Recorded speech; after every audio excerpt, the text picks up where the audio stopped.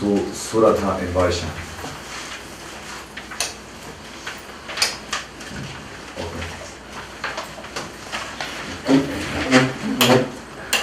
Om Atha Trayodashodhyayah. Om Atha Trayodashodhyayah. Dhyanam. Om Balarkamandalabhasham. Om Balarkamandalabhasham. Om Balarkamandalabhasam. Balarkamandalabhasam. Chaturbahum Trilochanam. Chaturbahum Trilochanam. Chaturbahum Trilochanam. Chaturbahum Trilochanam. Om Balarkamandalabhasan Chaturbahum Trilochanam. Om Balarkamandalabhasan Chaturbahum Trilochanam. Om Balarkamandalabhasan Chaturbahum Trilochanam. Om Balarkamandalabhasan Chaturbahum Trilochanam. Pashankushavarabhitir. Pashankushavarabhitir. Pashankushavarabhitir. Pashankushavarabhitir. Dharayantim Shivam bhaje. Dharayantim Shivam bhaje. Dharayantim Shivam bhaje. Dharayantim Shivam bhaje. Pashankushavarabhitir. Dharayantim Shivam bhaje. Pashankushavarabhitir. Dharayantim Shivam bhaje. Pashankushavarabhitir. Dharayantim Shivam bhaje. Pashankushavarabhitir. Dharayantim Shivam bhaje. Om Balarkamandalabhasan Chaturbahum Trilochanam. Pashankushavarabhitir. Dharayantim Shivam bhaje. Om Balarkamandalabhasan Chaturbahum Trilochanam. Pashankushavarabhitir. Dharayantim Shivam bhaje. Om Balarkamandalabhasan Chaturbahum Trilochanam. Pashankushavarabhitir. Dharayantim Shivam bhaje. Om Balarkamandalabhasan Chaturbahum Trilochanam. Pashankushavarabhitir. Dharayantim Shivam bhaje. Om Namaschandikayai.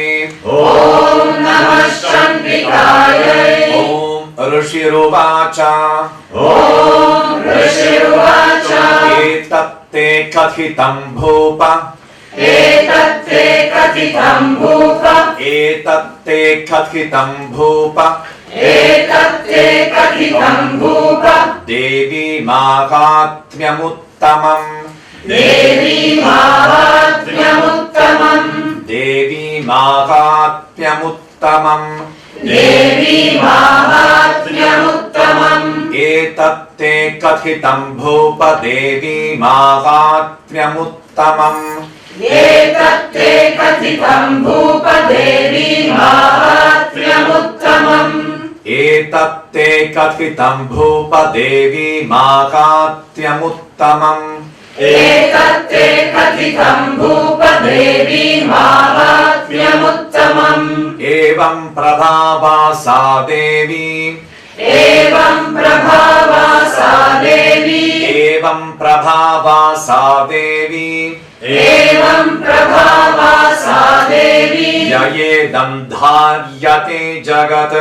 ययेदं धार्यते जगत् ययेदं धार्यते जगत् ययेदं धार्यते जगत् एवं प्रभावा सा देवी ययेदं धार्यते जगत् एवं प्रभावा सा देवी ययेदं धार्यते जगत् एवं प्रभावा सा देवी ययेदं धार्यते जगत् एवं प्रभावा सा देवी ययेदं धार्यते जगत् विद्या तथैव क्रियते विद्या तथैव क्रियते विद्या तथैव क्रियते विद्या तथैव क्रियते भगवद्विष्णुमायया भगवद्विष्णुमायया भगवद्विष्णुमायया भगवद्विष्णुमायया विद्या तथैव क्रियते भगवद्विष्णुमायया विद्या तथैव क्रियते भगवद्विष्णुमायया विद्या तथैव क्रियते भगवद्विष्णुमायया विद्या तथैव क्रियते भगवद्विष्णुमायया एवं प्रभावा सा देवी ययेदं धार्यते जगत् विद्या तथैव क्रियते भगवद्विष्णुमायया एवं प्रभावा सा देवी ययेदं धार्यते जगत् विद्या तथैव क्रियते भगवद्विष्णुमायया एवं प्रभावा सा देवी ययेदं धार्यते जगत् विद्या तथैव क्रियते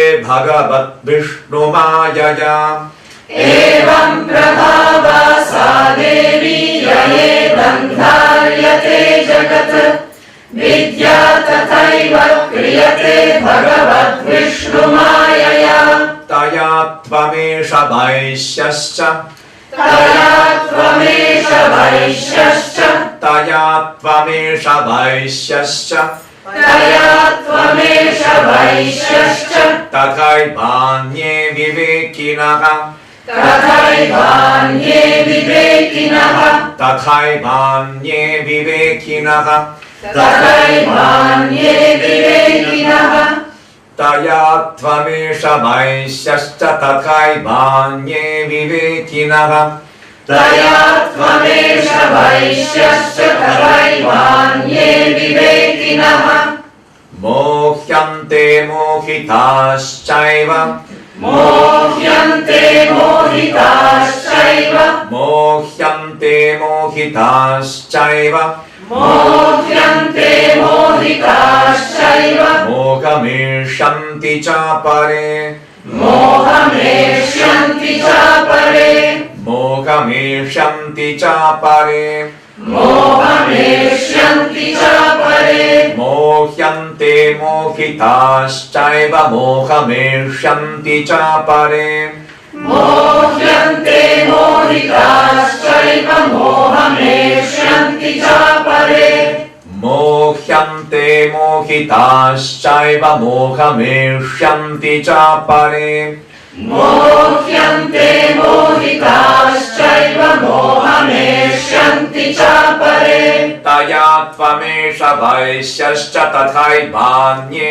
विवेकिनः मोह्यन्ते मोहिताश्चैव मोहमेष्यन्ति च परे तया त्वमेष वैश्यश्च तथैवान्ये विवेकिनः मोह्यन्ते मोहिताश्चैव मोहमेष्यन्ति च परे तया त्वमेष वैश्यश्च तथैवान्ये विवेकिनः मोह्यन्ते मोहिताश्चैव मोहमेष्यन्ति च परे तया त्वमेष वैश्यश्च तथैवान्ये विवेकिनः मोह्यन्ते मोहिताश्चैव मोहमेष्यन्ति च परे तामुपैहि महाराज तामुपैहि महाराज तामुपैहि महाराज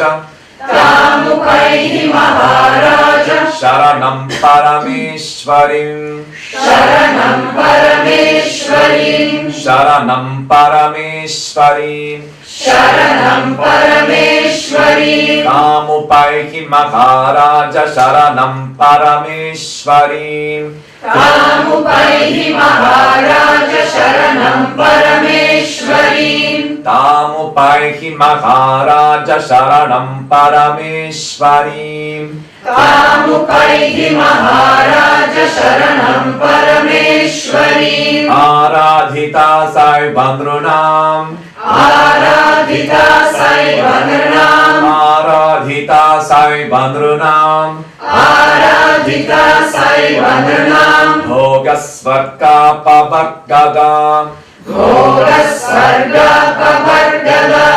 भोगस्वर्गापवर्गदा भोगस्वर्गापवर्गदा आराधिता साईबंद्रुनाम भोगस्वर्गापवर्गदा आराधिता साईबंद्रुनाम भोगस्वर्गापवर्गदा आराधिता साईबंद्रुनाम भोगस्वर्गापवर्गदा आराधिता साईबंद्रुनाम भोगस्वर्गापवर्गदा तामुपैहि महाराज शरणं परमेश्वरीं आराधिता साईबंद्रुनाम भोगस्वर्गापवर्गदा तामुपैहि महाराज शरणं परमेश्वरीं आराधिता साईबंद्रुनाम भोगस्वर्गापवर्गदा तामुपैहि महाराज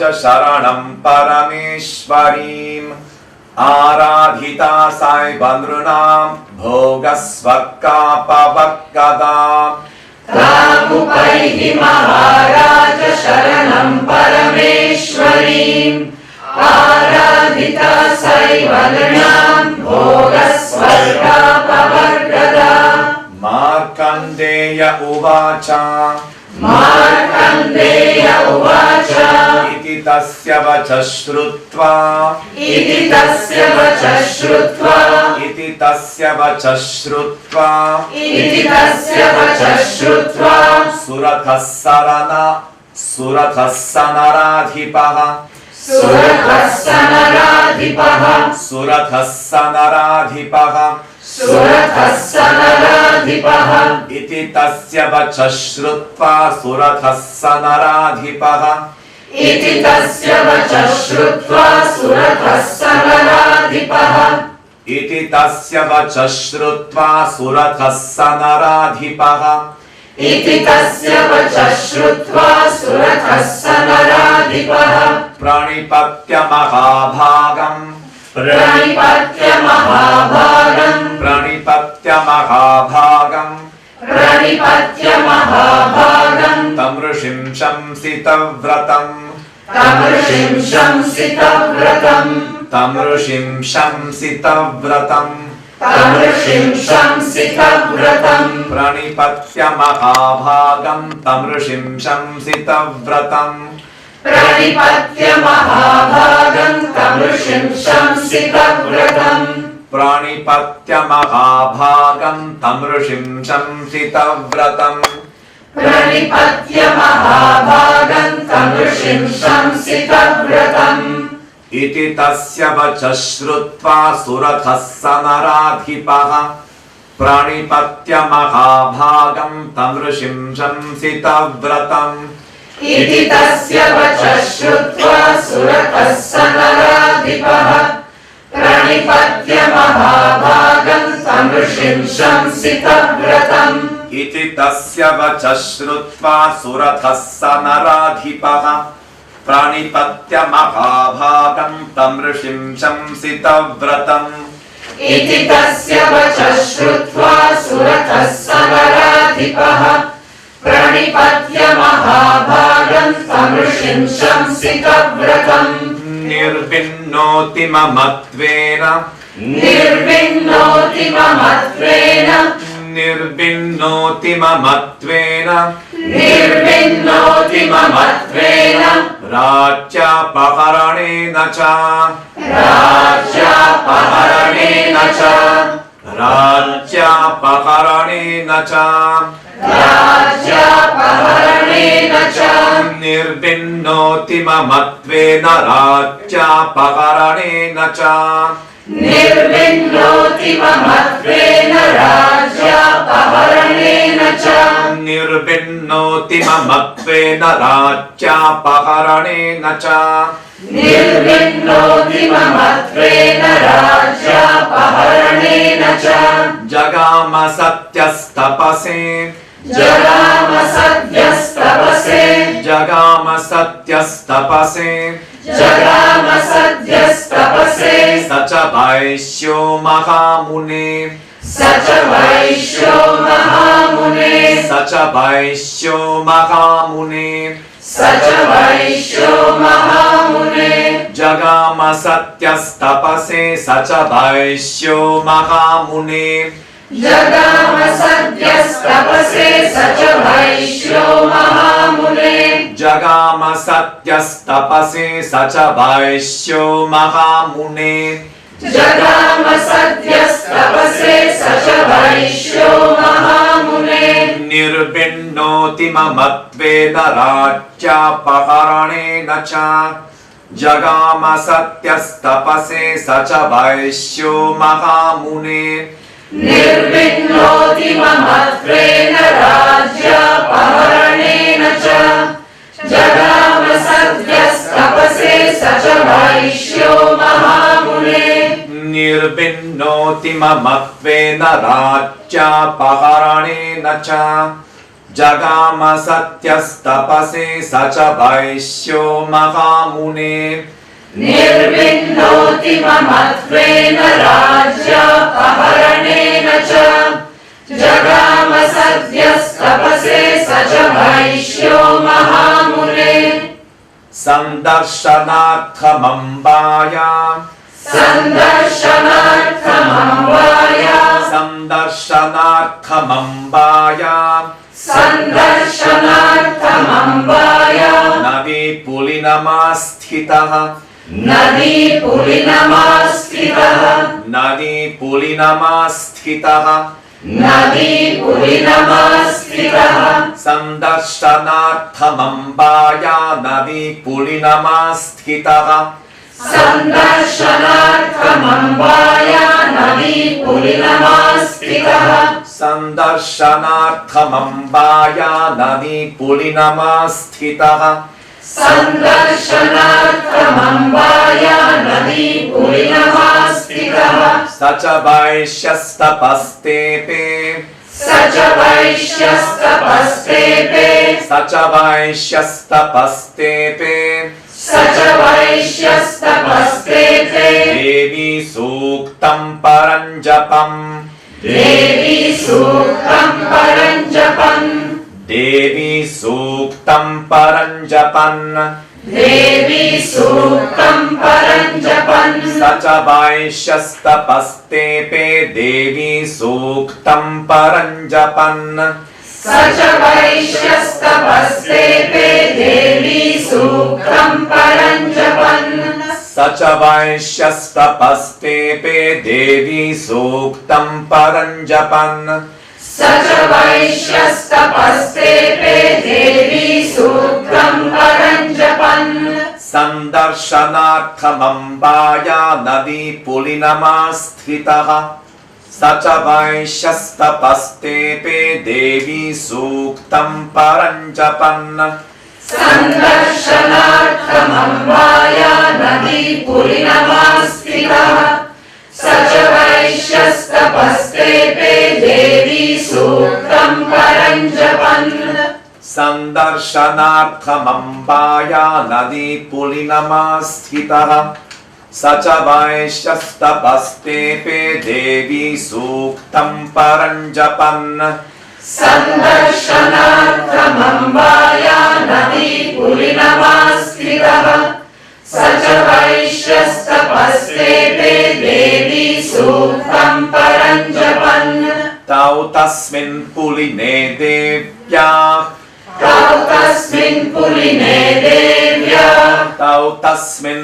पुलिने देव्याः तौ तस्मिन् पुलिने देव्याः कृत्वा मूर्तिं महीमयीम् कृत्वा मूर्तिं महीमयीम् कृत्वा मूर्तिं महीमयीम् कृत्वा मूर्तिं महीमयीम् तौ तस्मिन् पुलिने देव्याः कृत्वा मूर्तिं महीमयीम् तौ तस्मिन् पुलिने देव्याः कृत्वा मूर्तिं महीमयीम् तौ तस्मिन् पुलिने देव्याः कृत्वा मूर्तिं महीमयीम् तौ तस्मिन् पुलिने देव्याः कृत्वा मूर्तिं महीमयीम् अर्हणाञ्चक्रतुस्तस्याः अर्हणाञ्चक्रतुस्तस्याः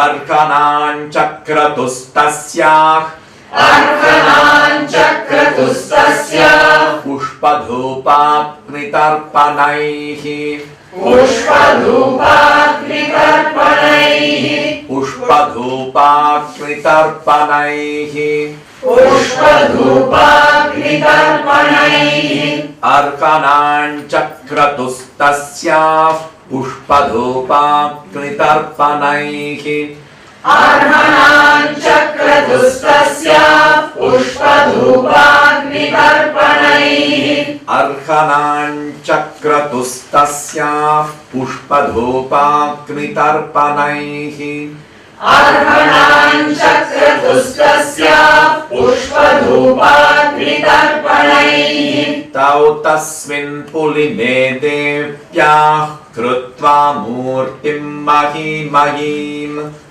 अर्हणाञ्चक्रतुस्तस्याः पुष्पधूपाग्नितर्पणैः तौ तस्मिन् पुलिने देव्याः कृत्वा मूर्तिं महीमयीम् अर्हणाञ्चक्रतुस्तस्याः पुष्पधूपाग्नितर्पणैः तौ तस्मिन् पुलिने देव्याः कृत्वा मूर्तिं महीमयीम् अर्हणाञ्चक्रतुस्तस्याः पुष्पधूपाग्नितर्पणैः तौ तस्मिन् पुलिने देव्याः कृत्वा मूर्तिं महीमयीम् अर्हणाञ्चक्रतुस्तस्याः पुष्पधूपाग्नितर्पणैः निराकारौ यथात्मानौ निराकारौ यथात्मानौ निराकारौ यथात्मानौ निराकारौ यथात्मानौ तन्मनस्कौ समाहितौ तन्मनस्कौ समाहितौ तन्मनस्कौ समाहितौ तन्मनस्कौ समाहितौ निराकारौ यथात्मानौ तन्मनस्कौ समाहितौ निराकारौ यथात्मानौ तन्मनस्कौ समाहितौ निराकारौ यथात्मानौ तन्मनस्कौ समाहितौ निराकारौ यथात्मानौ तन्मनस्कौ समाहितौ ददतुस्तौ बलिं चैव ददतुस्तौ बलिं चैव ददतुस्तौ बलिं चैव ददतुस्तौ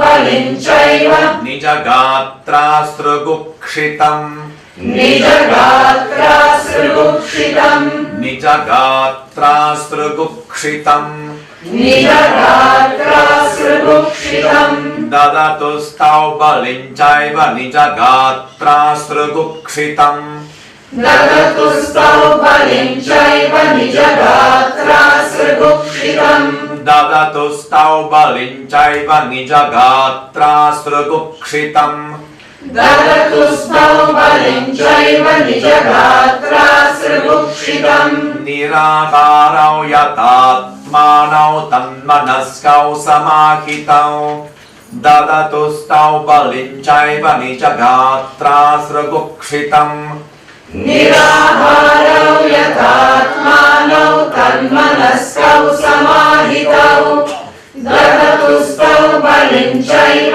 निजगात्रासृगुक्षितम् निराकारौ यथात्मानौ तन्मनस्कौ समाहितौ ददतुस्तौ बलिं चैव निजगात्रासृगुक्षितम् निराहारौ यथात्मानौ तन्मनस्कौ समाहितौ ददतुस्तौ बलिं चैव निजगात्रासृगुक्षितम् एवं समाराधयतोः एवं समाराधयतोः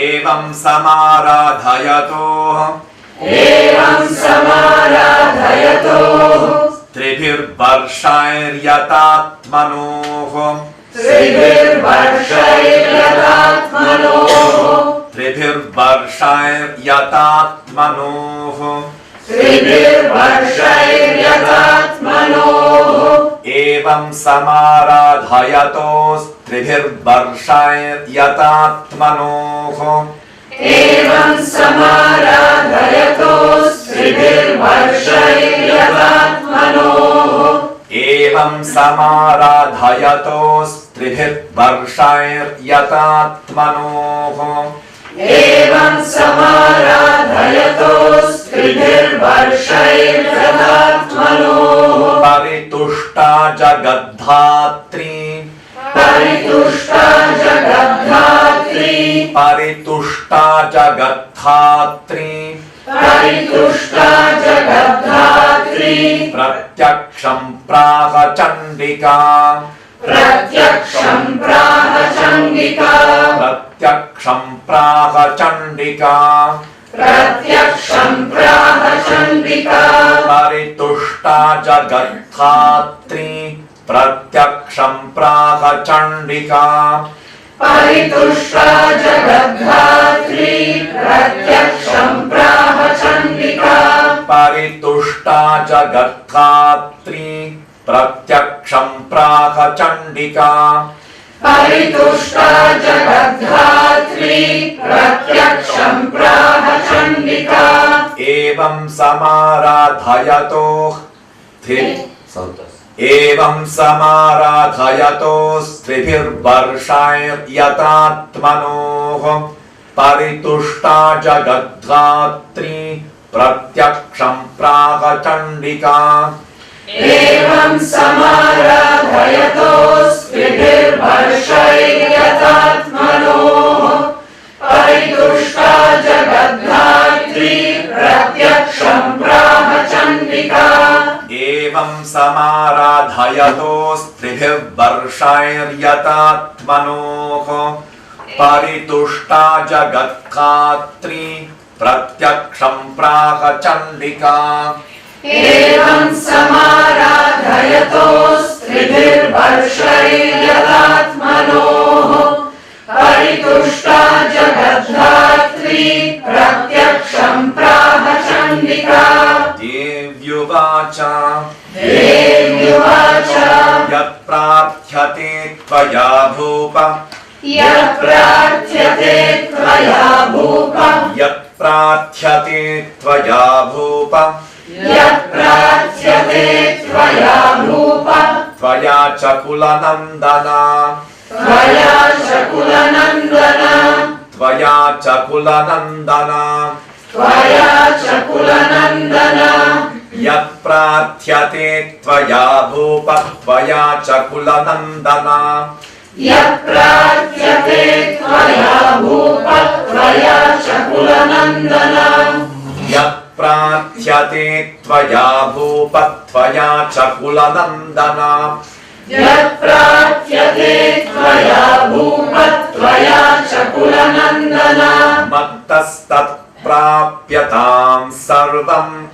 मत्तस्तत्प्राप्यतां सर्वम् मत्तस्तत्प्राप्यतां सर्वम् मत्तस्तत्प्राप्यतां सर्वम् परितुष्टा ददामि ते परितुष्टा ददामि ते परितुष्टा ददामि ते परितुष्टा ददामि ते मत्तस्तत्प्राप्यतां सर्वं परितुष्टा ददामि ते मत्तस्तत्प्राप्यतां सर्वं परितुष्टा ददामि ते मत्तस्तत्प्राप्यतां सर्वं परितुष्टा ददामि ते मत्तस्तत्प्राप्यतां सर्वं परितुष्टा ददामि ते यत्प्रार्थ्यते त्वया भूप त्वया च कुलनन्दन मत्तस्तत्प्राप्यतां सर्वं परितुष्टा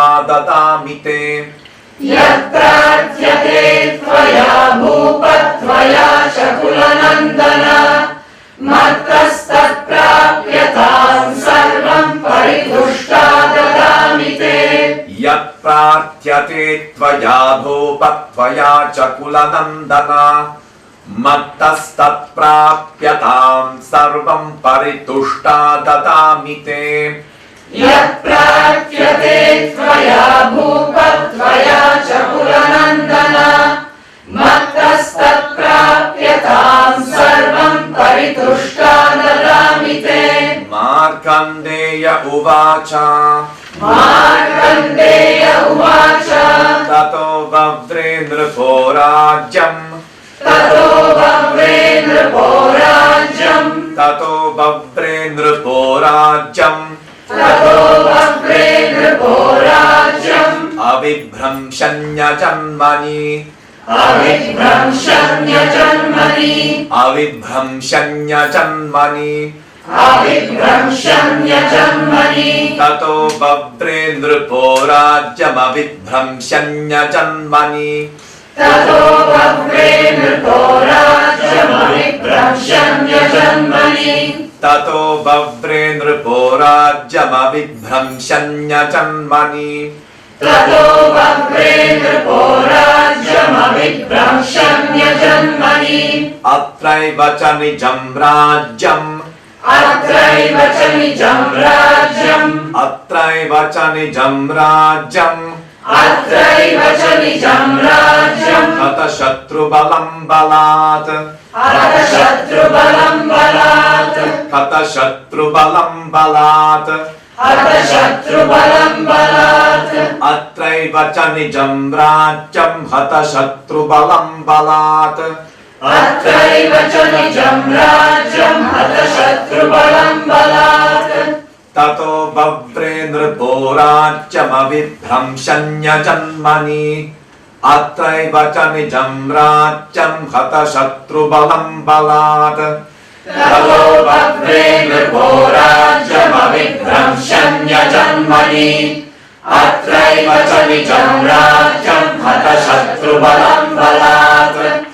ततो वव्रे नृपो राज्यमविभ्रंशन्यजन्मनि अत्रैव च निजं राज्यम् हतशत्रुबलं बलात् ततो वव्रे नृपो राज्यमविभ्रंशन्यजन्मनि अत्रैव च निजं राज्यम् हतशत्रुबलं बलात् सोऽपि वैश्यस्ततो ज्ञानौ सोऽपि वैश्यस्ततो ज्ञानौ सोऽपि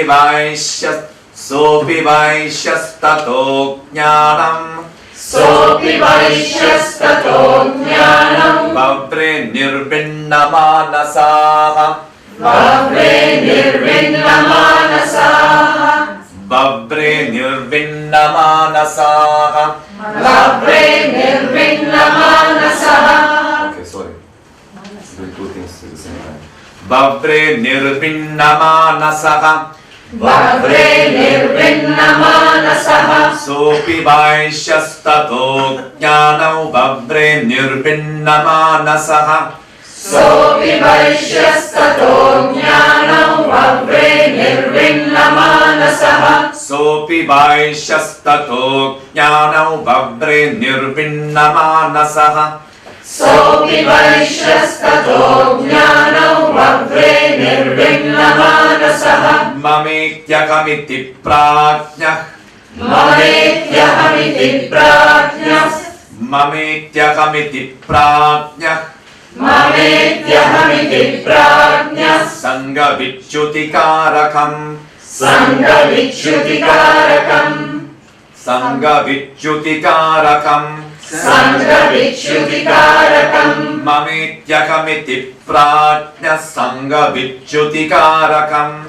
ममेत्यहमिति प्राज्ञः सङ्गविच्युतिकारकम् ममेत्यहमिति प्राज्ञः सङ्गविच्युतिकारकम् ममेत्यहमिति प्राज्ञः सङ्गविच्युतिकारकम् सोऽपि वैश्यस्ततो ज्ञानौ बभ्रे निर्विण्णमानसः ममेत्यहमिति प्राज्ञः सङ्गविच्युतिकारकम् सोऽपि वैश्यस्ततो ज्ञानौ बभ्रे निर्विण्णमानसः ममेत्यहमिति प्राज्ञः सङ्गविच्युतिकारकम् सोऽपि वैश्यस्ततो ज्ञानौ बभ्रे निर्विण्णमानसः ममेत्यहमिति प्राज्ञः सङ्गविच्युतिकारकम् सोऽपि वैश्यस्ततो ज्ञानौ बभ्रे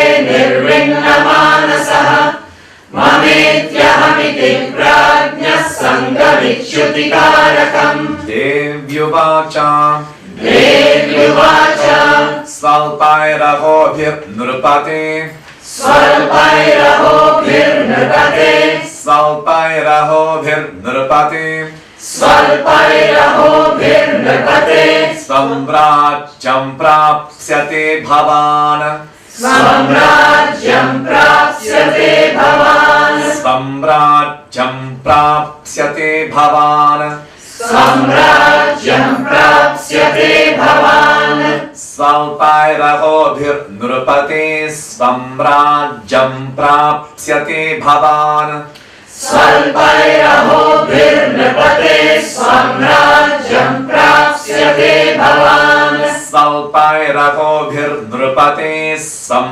राज्यं प्राप्स्यते भवान् स्वल्पैरहोभिर्नृपते स्वं राज्यं प्राप्स्यते भवान् हत्वा रिपूनस्खलितम् हत्वा रिपूनस्खलितम् हत्वा रिपूनस्खलितम् हत्वा रिपूनस्खलितम् तव तत्र भविष्यति तव तत्र भविष्यति तव तत्र भविष्यति तव तत्र भविष्यति हत्वा रिपूनस्खलितम् तव तत्र भविष्यति हत्वा रिपूनस्खलितम् तव तत्र भविष्यति हत्वा रिपूनस्खलितम् तव तत्र भविष्यति हत्वा रिपूनस्खलितम् तव तत्र भविष्यति मृतश्च भूयः सम्प्राप्य मृतश्च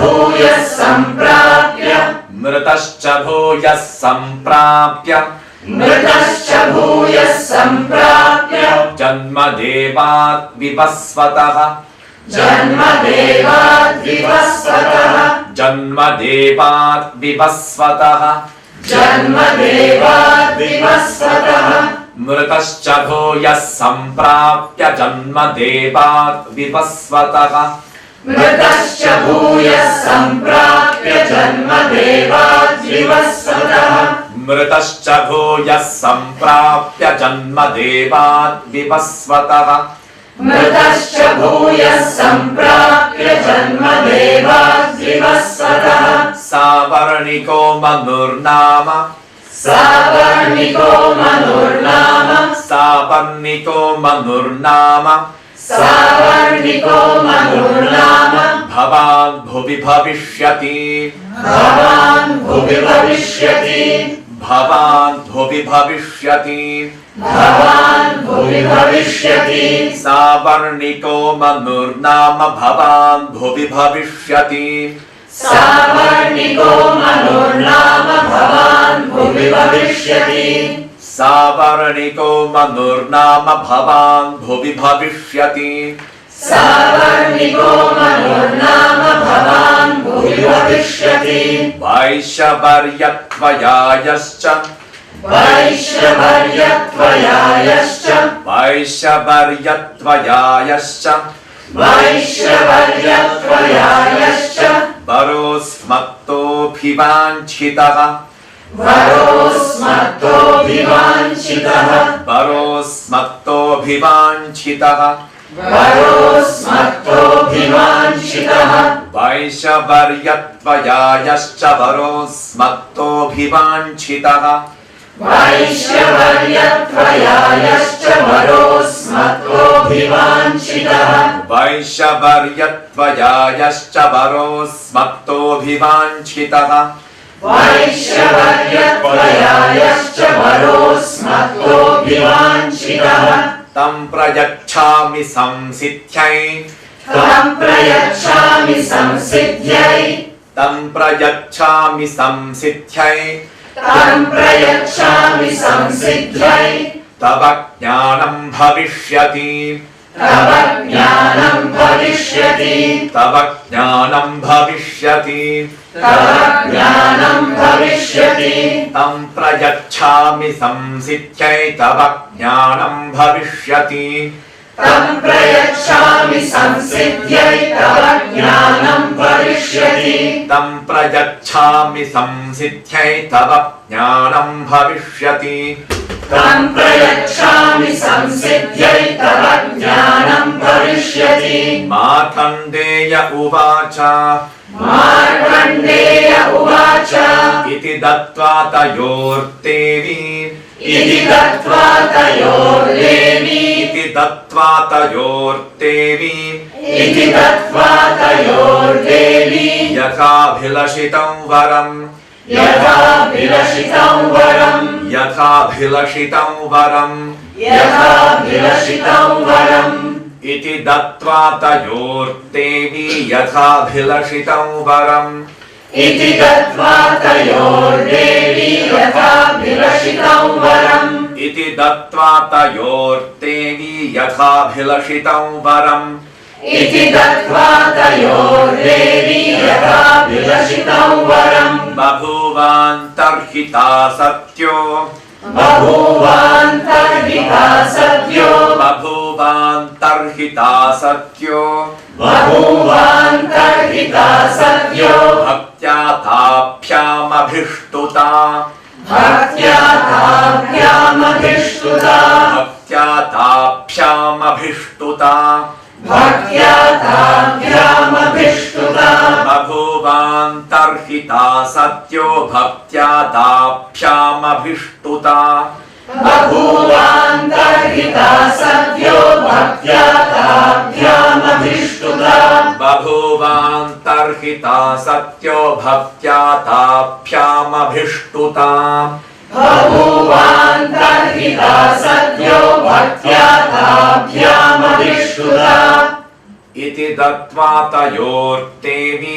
यथाभिलषितं वरम् बभूवान्तर्हिता सत्यो भक्त्या ताभ्यामभिष्टुता इति दत्त्वा तयोर्देवी यथाभिलषितं वरम् बभूवान्तर्हिता सद्यो भक्त्या ताभ्यामभिष्टुता इति दत्त्वा तयोर्देवी यथाभिलषितं वरम् बभूवान्तर्हिता सत्यो भक्त्या ताभ्यामभिष्टुता इति दत्त्वा तयोर्देवी यथाभिलषितं वरम् बभूवान्तर्हिता सद्यो भक्त्या ताभ्यामभिष्टुता एवं देव्या वरं लब्ध्वा एवं देव्या वरं लब्ध्वा एवं देव्या वरं लब्ध्वा एवं देव्या वरं लब्ध्वा सुरतः क्षत्रियर्षभः सुरतः क्षत्रियर्षभः सुरतः क्षत्रियर्षभः सुरतः क्षत्रियर्षभः एवं देव्या वरं लब्ध्वा सुरतः क्षत्रियर्षभः एवं देव्या वरं लब्ध्वा सुरतः क्षत्रियर्षभः एवं देव्या वरं लब्ध्वा सुरतः क्षत्रियर्षभः एवं देव्या वरं लब्ध्वा सुरतः क्षत्रियर्षभः सूर्याजन्म समासाद्य सूर्याजन्म समासाद्य सूर्याजन्म समासाद्य सूर्याजन्म समासाद्य सावर्णिर्भविता मनुः सावर्णिर्भविता मनुः सावर्णिर्भविता मनुः सावर्णिर्भविता मनुः सूर्याजन्म समासाद्य सावर्णिर्भविता मनुः सूर्याजन्म समासाद्य सावर्णिर्भविता मनुः एवं देव्या वरं लब्ध्वा सुरतः क्षत्रियर्षभः सूर्याजन्म समासाद्य सावर्णिर्भविता मनुः एवं देव्या वरं लब्ध्वा सुरतः क्षत्रियर्षभः सूर्याजन्म समासाद्य सावर्णिर्भविता मनुः एवं देव्या वरं लब्ध्वा सुरतः क्षत्रियर्षभः सूर्याजन्म समासाद्य सावर्णिर्भविता मनुः एवं देव्या वरं लब्ध्वा सुरतः क्षत्रियर्षभः सूर्याजन्म समासाद्य सावर्णिर्भविता मनुः इति दत्त्वा तयोर्देवी यथाभिलषितं वरम् इति दत्त्वा तयोर्देवी यथाभिलषितं वरम् इति दत्त्वा तयोर्देवी यथाभिलषितं वरम् इति दत्त्वा तयोर्देवी यथाभिलषितं वरम् बभूवान्तर्हिता सत्यो भक्त्या ताभ्यामभिष्टुता बभूवान्तर्हिता सद्यो भक्त्या ताभ्यामभिष्टुता बभूवान्तर्हिता सत्यो भक्त्या ताभ्यामभिष्टुता बभूवान्तर्हिता सद्यो भक्त्या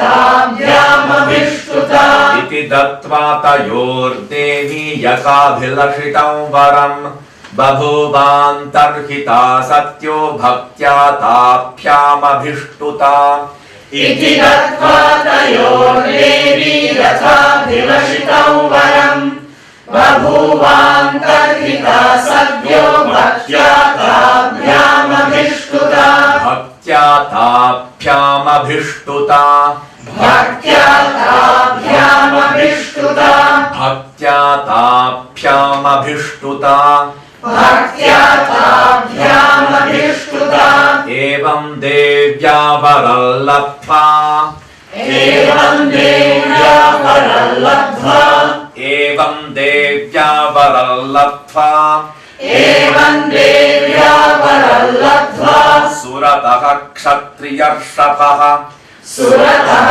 क्षत्रियर्षभः एवं देव्या वरं लब्ध्वा सुरतः क्षत्रियर्षभः एवं देव्या वरं लब्ध्वा सुरतः क्षत्रियर्षभः सूर्याजन्म समासाद्य सावर्णिर्भविता मनुः सूर्याजन्म समासाद्य सावर्णिर्भविता मनुः एवं देव्या वरं लब्ध्वा सुरतः क्षत्रियर्षभः सूर्याजन्म समासाद्य सावर्णिर्भविता मनुः एवं देव्या वरं लब्ध्वा सुरतः क्षत्रियर्षभः सूर्याजन्म समासाद्य सावर्णिर्भविता मनुः क्लीं ॐ क्लीं ॐ श्री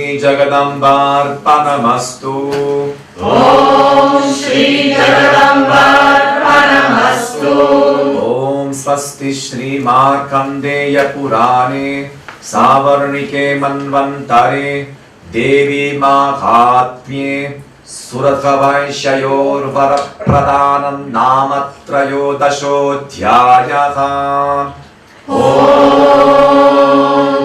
स्वस्ति श्री मार्कण्डेय पुराणे सावर्णिके मन्वन्तरे देवी माहात्म्ये सुरथवैश्ययोर्वरप्रदानं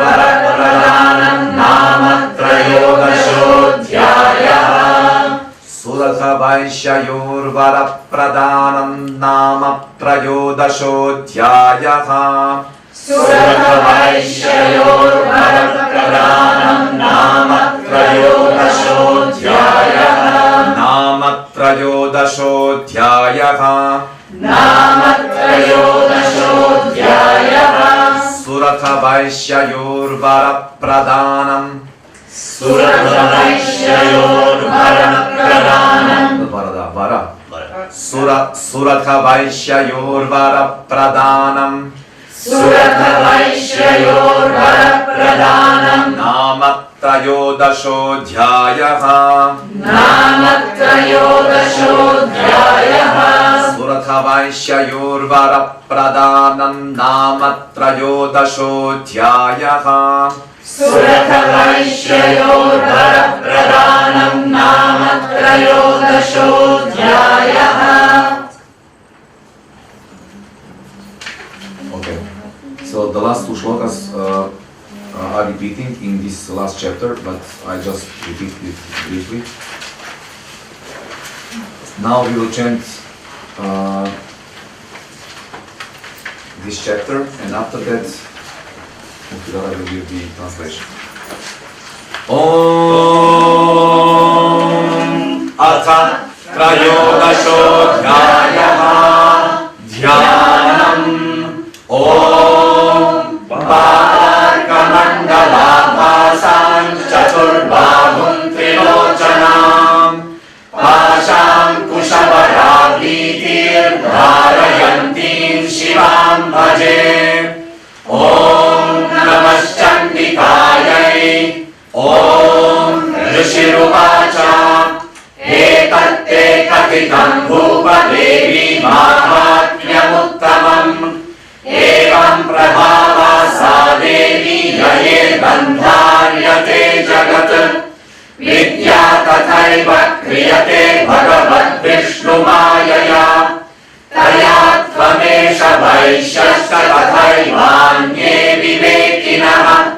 Mohyante mohitashchaiva mohameshyanti cha pare. Tamupaihi Maharaja Sharanam Parameshwarim. Aradita Saivarnam Bhogasvarga Pavargada. Markandeya Uvacha. Iti tasya vacha shrutva surathas samaradhipaha. Pranipatya mahabhagam tamrishim shamsitabratam. Nirvinnoti mahatvena rajya paharanena cha. Jagama satyastapase sacha vaishyo mahamune. Sandarshanarthamambaya nadi purinamastitaha. Sacha vaishyastapastete devi suktam paranjapan. Tau tasmin puline devya krutva murtim mahimahim. Arhanan chakratustasya pushpadhupagnitarpanaihi. Niraharau yatatmanau tanmanaskau samahitau.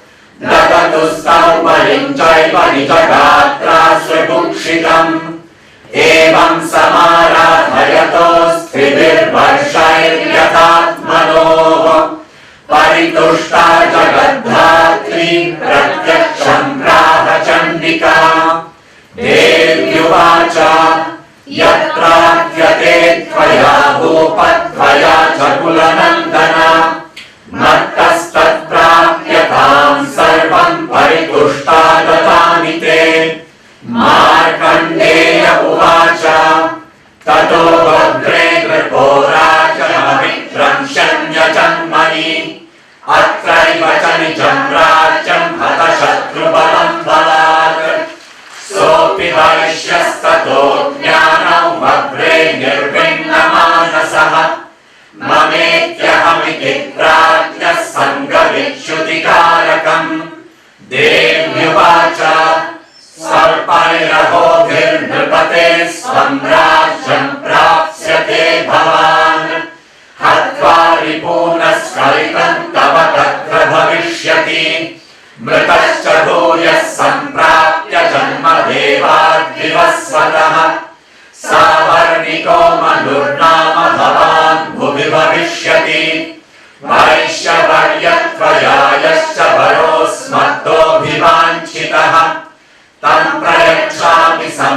चैतवज्ञानं भविष्यति मार्कण्डेय उवाच इति दत्त्वा तयोर्देवी यथाभिलषितं वरम् बभूवान्तर्हिता सद्यो भक्त्या ताभ्यामभिष्टुता एवं देव्या वरं लब्ध्वा सुरतः क्षत्रियर्षभः सूर्याजन्मसमासाद्य सावर्णिर्भविता मनुः इति दत्त्वा तयोर्देवी यथाभिलषितं वरम् बभूवान्तर्हिता सद्यो भक्त्या ताभ्यामभिष्टुता एवं देव्या वरं लब्ध्वा सुरतः क्षत्रियर्षभः सूर्याजन्मसमासाद्य सावर्णिर्भविता मनुः क्लीं ॐ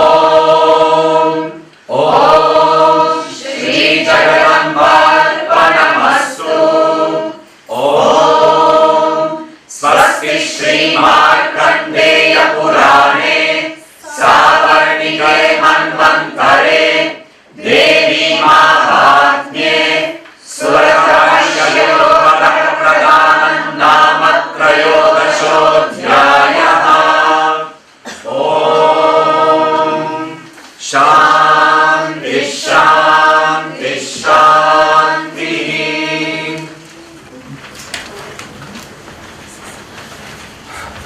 Chapter 13.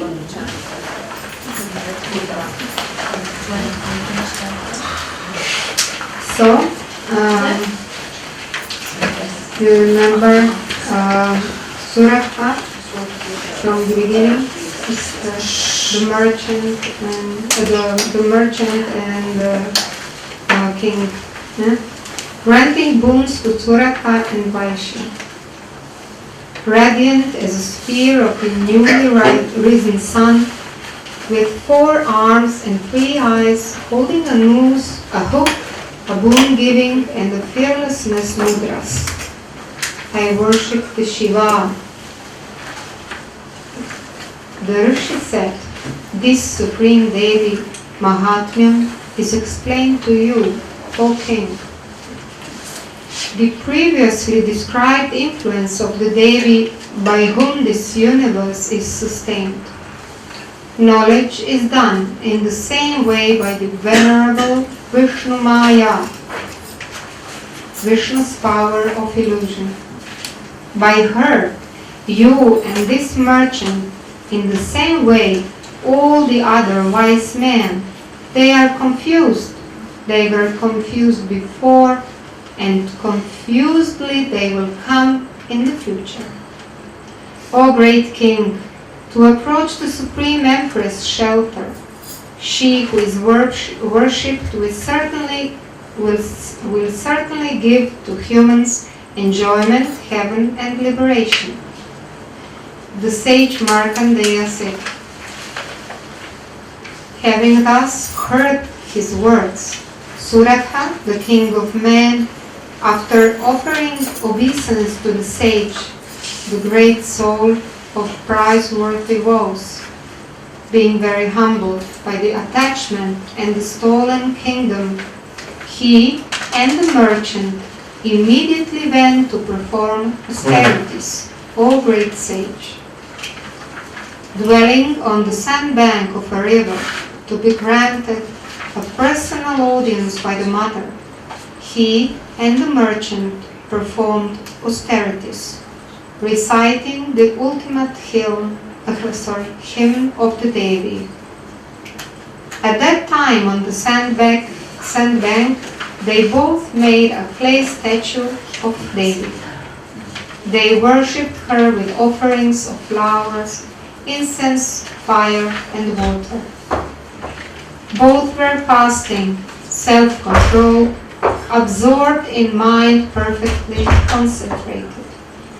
They both also gave oblation in their own blood, sprinkled from the body. Thus, both were of equal reverence and self-control for the 3 years. The perfectly satisfied supporter of the universe, Chandika, spoke in their sight. Devi Uvacha. Devi said, that which you prayed for, O king, and you, O joy of the family, she's speaking to a merchant, all that is obtained from me. Perfectly satisfied, I'll give it all to you. The sage Markandeya said, thereafter the king chose the kingdom that will be unfailing even in another birth, and here in his own kingdom the enemy army to be slain by force. Also the merchant of the humble mind then chose knowledge that a wise man employs to separate affliction from mine and I. Devi said, in a few days, O king, you will obtain your own kingdom. Having slain the enemies, it will then become yours and unfailing. Meeting your death and having regained a new birth from Visvat Deva, from the sun, Savarni, the Manu, you will be named on earth. So he will be named Savarni, okay? One of the Manus. O best of the merchants, for the benediction for me that is desired by you, I shall give you the knowledge that will lead to your perfection, to Siddhis. The sage Markandeya said, thus, granting both of them benedictions, just as desired, the Devi, prized by both of them with devotion, immediately became invisible. Thus, having obtained the benedictions by Devi, Suratha, the chief among warriors, he will be getting a birth from Surya and become Savarni the Manu. Now it's repeating twice the same. Huh? The story is about Suratha, but the merchant went to heaven, huh? Okay. So, do you have any comments, maybe just to wrap up the past 2 days? No, not pause. So I will just maybe say a few more words if you are open to hear. Yes. So I will just make a few comments on chapter 11. There is so much to say about this chapter. It is amazing. It is so wonderful. Please, it's my personal chapter. I own it. Sorry for saying this. It's Narayani Stuti. Yes, this is the fourth Stuti in the whole Devi Mahatmyam. Yeah? Brahma Stuti, Aparajita Stuti, and Ch13 Stuti. Yes, in fourth chapter, you remember. Ch13 Suragananivate. Yeah? Okay. So, in 11th chapter, Indra and other gods are approaching Devi and they're thanksgiving to Devi. And here she is called Katyayani. Yeah? And but this name is also interchangeably used with Chandika, Ambika, and Durga. And with all these names, it is described all-powerful Devi, her all-powerful aspect, presiding over all the functions of creation, sustenance, and destruction. So this which is given to Trimurti, Brahma, Vishnu, and Shiva. Now it is her who is owning these powers. So, and just a small also comment on this Narayani Stuti. We have here a very melodious verse, yeah? And it's called Upajati. Davor wrote this, but it is consciously chosen actually this The meter. meter. Thank you, Gita. This meter to express this beauty, to express the like a lyrical point of the whole hymn. I wanted to say something very important. Yes. So Devi is called Adhara because she is presented as a supporting power in physical plane. So she is absolutely present in physical form as earth. She is supporting us. Yeah. And also she is present as a water. And both meanings as a earth and water, you know, earth needs water to grow foods, to grow vegetables, to give us life actually. And if you think of water and earth, you know this is everything what we need. This is what is supporting our life. So it's everything. Yeah. Yes, so I will just read what is said here. Combining the imagery of earth and water, Narayani Stuti's second verse preserves primordial memories of Mother Goddess as the earth itself, as the waters that cause it to bring forth its abundance. It prizes the energy supporting this life-sustaining power of heaven and earth as the Devi's unsurpassable strength.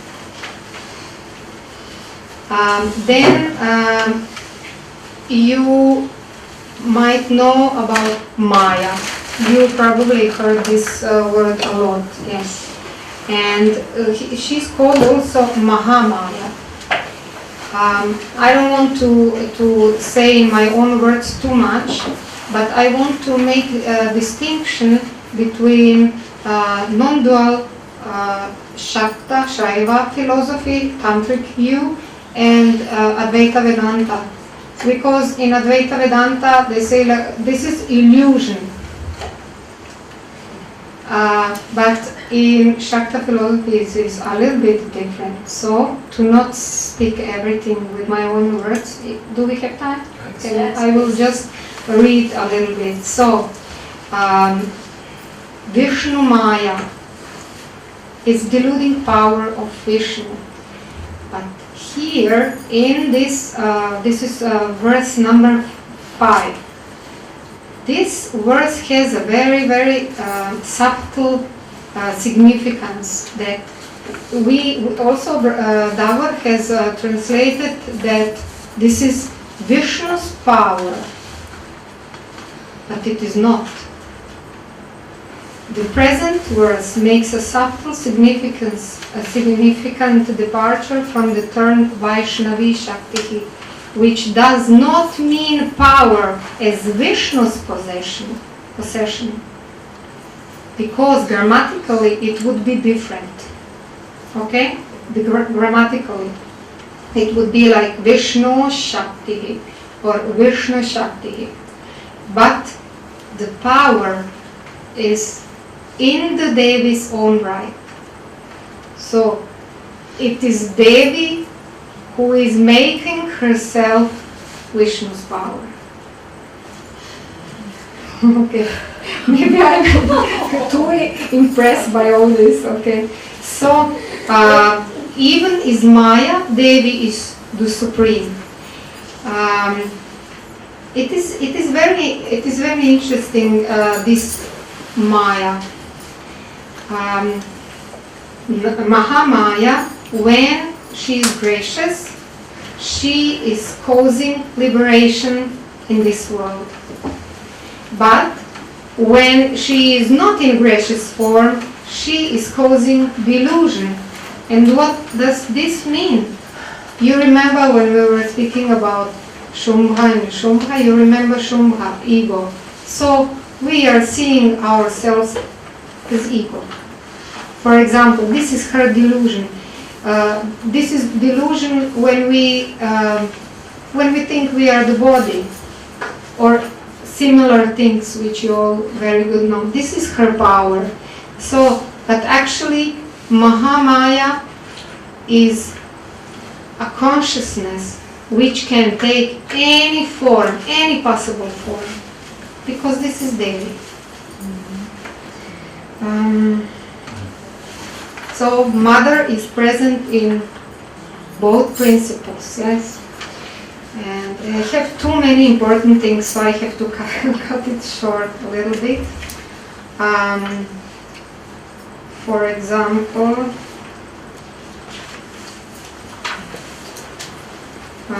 so just let me see. Okay, I will then take only this one. Now I want to start speaking German somehow. It would be simpler. The Shakta philosophy considers the physical universe as a Devi's cosmic body. This is supreme intellect permeating the aggregate of gross forms. This is complicated said, but actually what this means is that the divine consciousness has taken form of gross material. You know, there is absolute consciousness, which is Devi or Shiva Shakti principle, which cannot be divided. It cannot be cut. It is one. And then it starts the evolution. And from very subtle, what we can't even grasp, from pure consciousness, it is becoming a form, and this is Pancha Mahabhuta, or the 5 gross elements. And yes, maybe some other time I will say a lot more, but I will finish here. Thank you. Okay, thank you. I will also finish here. So after 4 beautiful workshops, we have covered 13 chapters. After Germany, Switzerland, Italy, and now Turkey.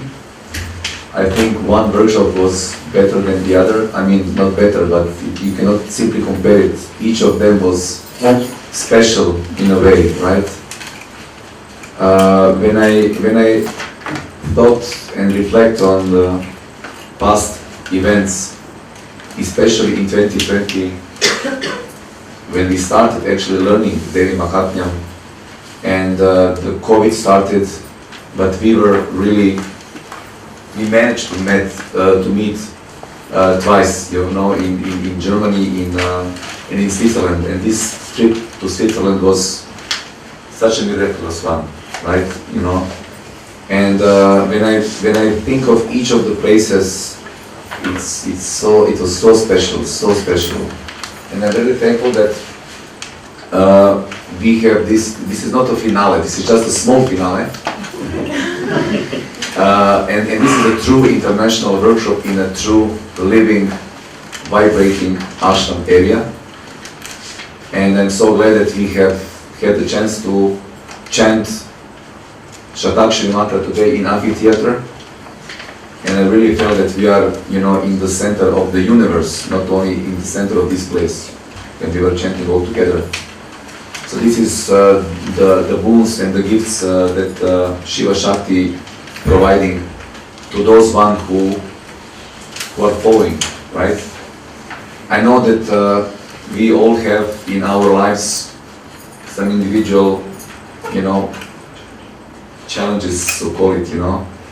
But I think that we showed persistence in the past more than 2.5 years. Actually, it is 2 years and almost 8 months that we are learning this Holy Scripture, because I do not want to say that we know, you know, this holy. We've heard about it, we have listened to it many times, we have tried to chant it many times, but we are still in the process of learning.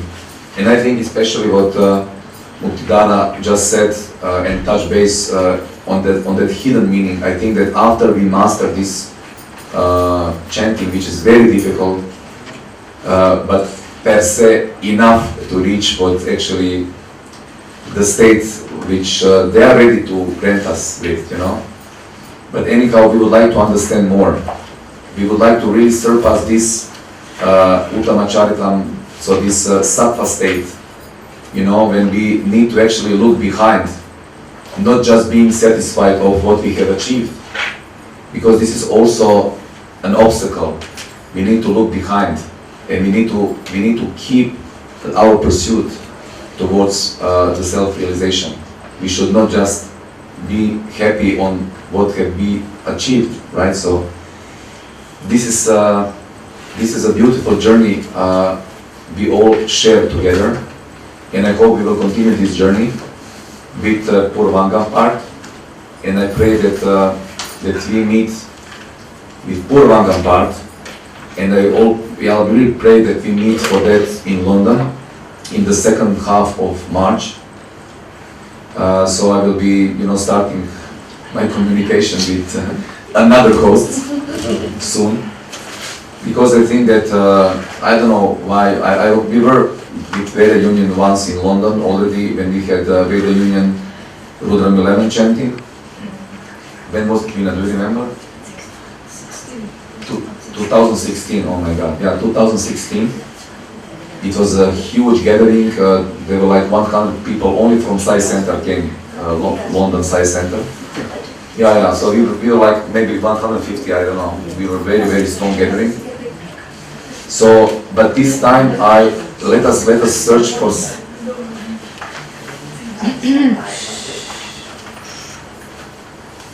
let us search for some quiet place as well, for a sacred place, because we are not here to reach the number, any number. But let us really, you know, whoever is supposed to go and whoever from the whole site is supposed to attend this meeting, let it be. For Purvangam and then Uttarangam, we will conclude our learning process in Krnja, in Croatia, probably 2 months afterwards, end of May.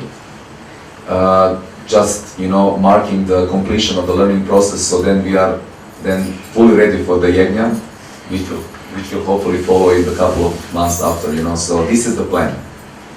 So let us see if this plan is aligned with divine plan. I really pray that Shiva Shakti grant us with all those blessings, and so that we can really finish our learning process and offer it in Maha Yajna with the whole world, you know. So this is the ultimate goal. Let us finish this gathering by chanting Devi Suktam and Rahasya chapters. So we need a workshop for that, and it will be next year, but anyhow, we are chanting it. There are a lot of changes in Rahasya chapters, so that's why we need to cover it most, because the most of the changes in the Tavati version was in Rahasya part, and in some of the Purvangam, but Rahasya were affected, so to speak, mostly. So we will skip Vinyoga from Devi Suktam, and we will chant Devi Suktam immediately, and then also, I don't know if there is any sense to chant. No, we will skip. We will just chant, you know, the flow without Vinyogam. Okay? Like we do when we have sadhana. Okay, so let us start Devi Suktam. Oh.